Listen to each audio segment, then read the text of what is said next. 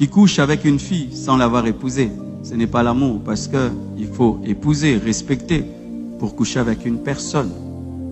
Tu peux des fois penser que tu aimes quelqu'un parce que tu ressens des choses alors que tu exploites cette personne. Parce que certains utilisent l'amour pour exploiter les autres, manipuler les autres. L'amour, c'est un caractère. Ce n'est pas une émotion dans les choses de Dieu. C'est une manière de vivre, c'est une manière d'être. Et il peut arriver que tu penses que tu aimes quelqu'un alors que tu ne l'aimes pas. Tu l'utilises, tu t'en sers, tu l'exploites, c'est ta chose. Quand tu as besoin de quelque chose, tu l'utilises, tu n'as pas besoin, tu jettes. Oh, je t'aime. Lorsque je dis à un poulet que je l'aime, est-ce que je l'aime? Je veux le manger. Et des fois, quand on dit qu'on aime, des fois c'est l'amour pouletique.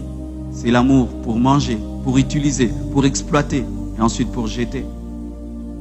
Mais c'est seulement par le Saint-Esprit que nous pouvons manifester le fruit de l'Esprit qui est appelé amour.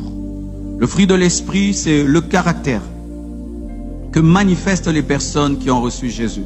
Lorsque tu reçois Jésus, il y a un caractère qui vient dans ta vie par la présence du Saint-Esprit en toi, c'est le caractère d'amour. Une personne qui a reçu Jésus-Christ dans sa vie et qui a le Saint-Esprit est une personne aimante.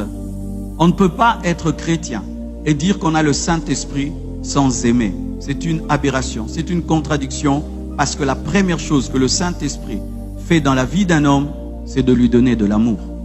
De l'amour pour Dieu et pour le prochain.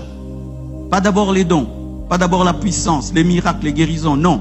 La première chose que le Saint-Esprit vient faire dans nos vies, ce n'est pas nous donner des prophéties, des miracles, mais c'est de nous donner la nature première de Dieu, l'amour.